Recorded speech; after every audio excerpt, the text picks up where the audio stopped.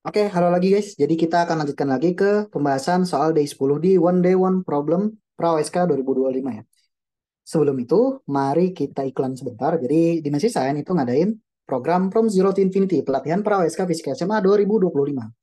Singkatnya, program ini ada program pelatihan untuk dasar ya. Jadi buat kalian yang baru mulai belajar itu cocok.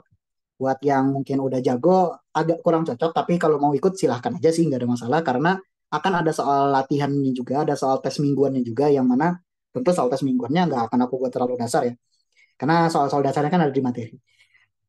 Total ada 12 modul yang akan kita pakai, yang akan aku buat sih lebih tepatnya. Kemudian tanggal kegiatan juga ada di website ini. Lalu cara pendaftaran dan biaya pendaftaran juga semuanya bisa kalian lihat di websitenya Dimensi Sign ya.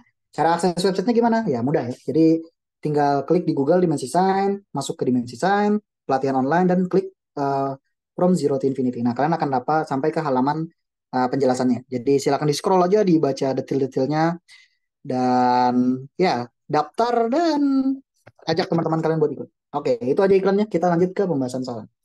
Oke, jadi soal D10 itu adalah tentang teorema usaha energi. Atau lebih tepatnya sebenarnya tentang usaha aja sih sebenarnya ini. Bukan kaitannya dengan energi ya. Kita cuma ninjau usaha aja di sini. Tapi sistemnya tidak sesederhana usaha biasa ya. Mari kita mulai dari membaca soalnya dulu. Pertama, dari judulnya Day 10, usaha untuk memindahkan karung pasir di atas lantai kasar. Jadi, karung berisi pasir dengan massa total M diletakkan di atas lantai mendatar yang sedikit kasar dengan koefisien gesek kinetik mu 1, di mana ujung kanan karung ada di suatu perbatasan wilayah kasar pada lantai. Nah, seperti digambar di sini nih, ada ujung kanannya ada di perbatasan. Distribusi massa karung tidak seragam, namun diketahui pusat massanya atau CM atau itu bahasa Inggris ya, central mass, terletak pada jarak S1 dan S2 dari kedua ujung karung di arah horizontal. Visualnya ada di gambar.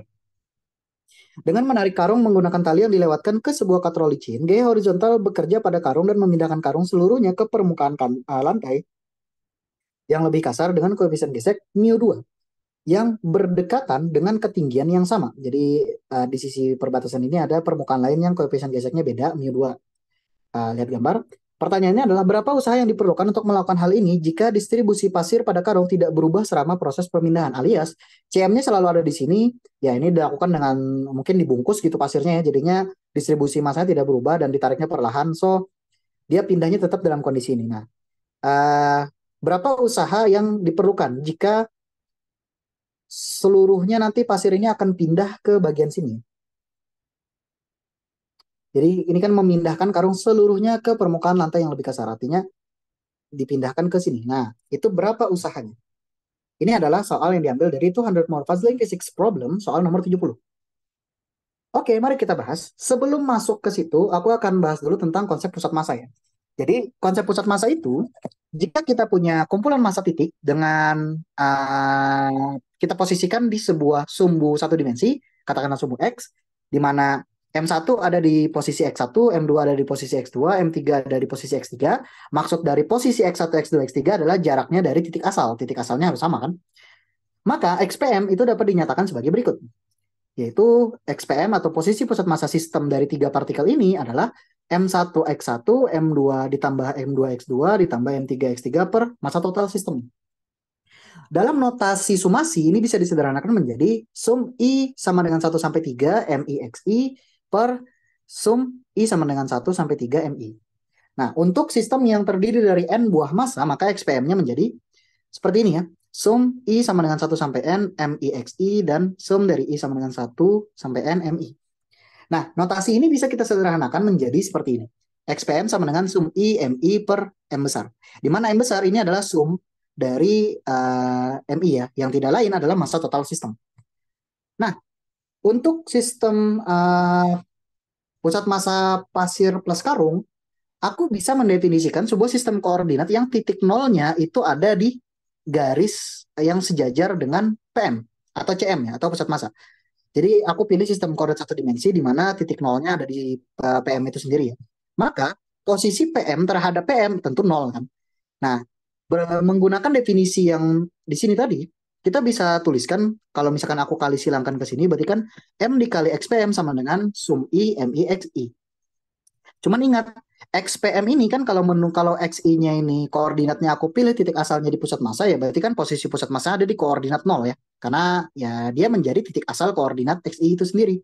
Artinya MXPM-nya 0 sehingga sum MIXI itu akan bernilai 0 juga. Nah, ini nanti hasil yang cukup penting nih.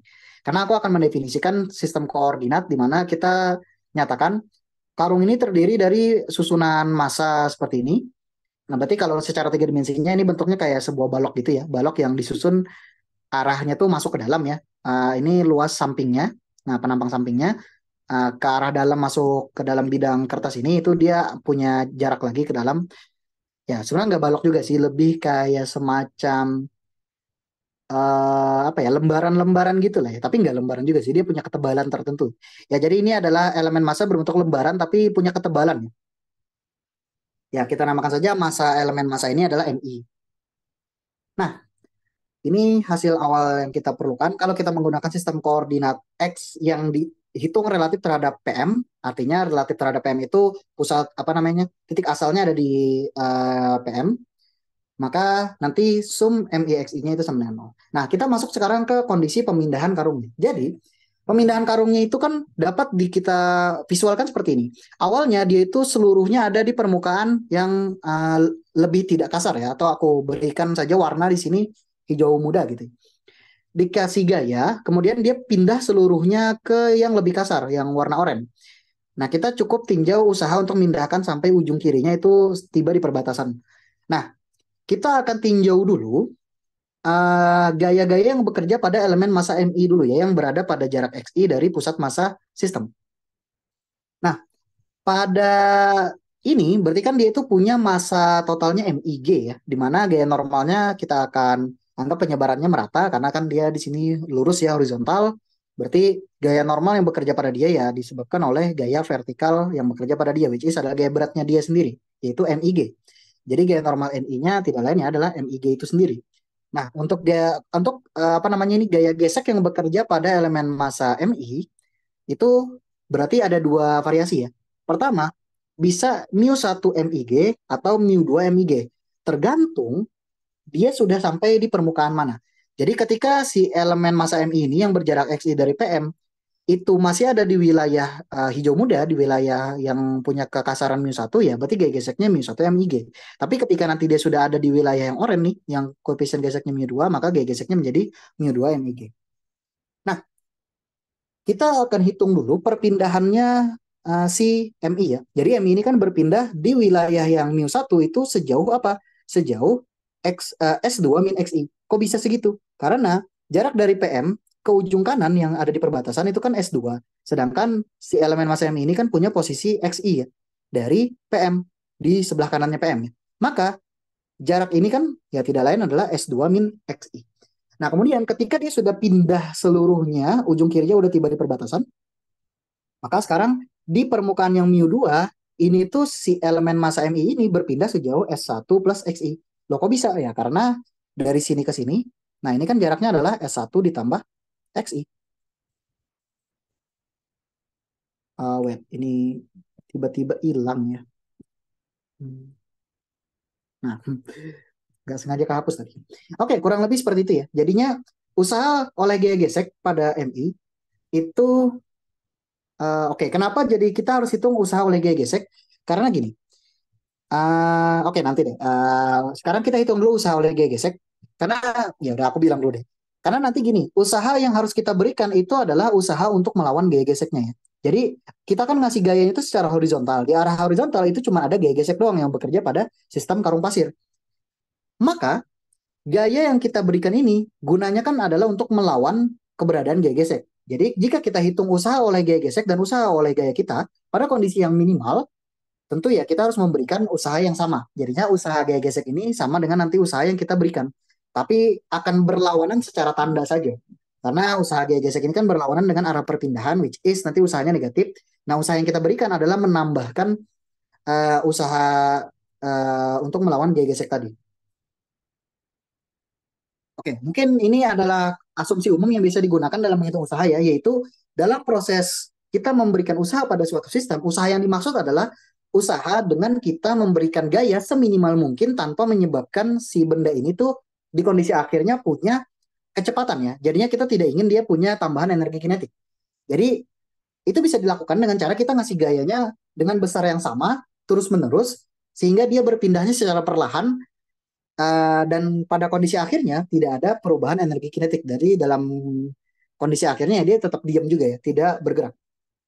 Makanya di sini usaha yang kita berikan pada akhirnya kan sama untuk nilainya sama dengan usaha gaya geseknya ya, walaupun tandanya berlawanan.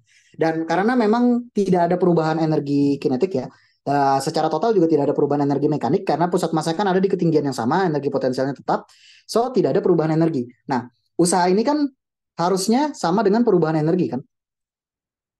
Nah, cuman karena tidak ada energi yang berubah, jadi total usahanya haruslah nol. Yang mana itu juga masuk akal karena jika kita totalkan nih usaha yang kita berikan ditambah usahanya gaya gesek itu totalnya akan nol ya.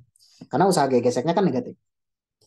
Oke, seperti itu. Nah, jadi kita hitung dulu usaha gaya gesek, dia nilainya negatif. Kenapa? Karena secara umum usaha itu kan untuk gaya yang konstan, nilainya kan tinggal dot product antara F dan perpindahannya, vektor perpindahan. Nah, di sini vektor perpindahannya itu berlawanan arah dengan arah gaya gesek. Gaya geseknya arahnya ke kiri, perpindahannya arahnya ke kanan. Berarti kan membentuk sudut 180 derajat. Nah, cos dot product itu kan nanti cos sudut di antara keduanya. Nah, 180 cos 180 derajat itu kan min 1. Alias ya simpelnya kalau usahanya itu dilakukan oleh gaya yang berlawanan arah dengan perpindahan, usahanya negatif. Oke. Nah, usaha yang dilakukan oleh gaya gesek pada elemen massa MI itu berarti ada dua wilayah ya. Pertama oleh gaya gesek di wilayah yang kekasarannya mu 1, yaitu gaya geseknya mu 1 MIG dikali dengan perpindahannya, yaitu S2 min XI. Untuk di wilayah yang kedua, dengan kekasaran mu 2, itu berarti diberikan oleh gaya gesek mu 2 MIG dengan perpindahan totalnya S1 plus XI. Kita bisa kelompokkan di sini menjadi, di sini ada MIG bisa kita kelompokkan, jadinya suku yang depan nih, mu 1 S2 ditambah mu 2 S1, keduanya dikalikan dengan MIG. Lalu suku yang kedua nanti adalah uh, mu 1 plus mu 2 kemudian dikalikan dengan MIXIG. Nah, kalian bisa otak-atik aja aljabarnya. Nah, untuk usaha totalnya berarti kan akan kita peroleh dengan cara kita sumasikan aja untuk semua elemen massa penyusun sistem karungnya ya. Jadi sumasikan untuk seluruh elemen I. Maka untuk suku yang pertama ini cuman kena sumasinya di MI aja ya. G-nya kan konstan, ini juga konstan, so kita dapat sumasi I MI yang mana ini kan sama dengan massa total karung dan pasirnya ya. Untuk di sini suku kedua kita ketemu suku MIXI yang mana ini tuh by definition tadi ini nilainya nol. Kenapa? Karena nilai XI ini itu kan adalah posisi elemen massa relatif terhadap pusat massa sistem dan tadi kita sudah hitung bahwa sumasi MIXI itu nilainya nol. So suku ini ini maksudnya itu nilainya nol. Oke. Nah, dengan demikian kita akan dapatkan usaha oleh geseknya adalah min mu 1 S2 plus mu 2 S1 kurung tutup dikalikan dengan massa total karung dikali G.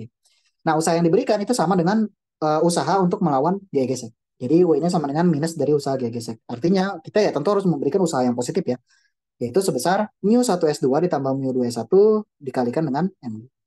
Seperti itu guys. Oke, semoga bisa dipahami. Mungkin itu saja untuk pembahasan day 10. Ketemu lagi kita nanti di pembahasan day 11 ya.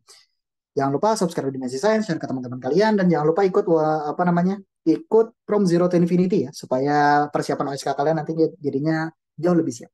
Itu aja dari aku. Sampai jumpa di video berikutnya. Bye bye.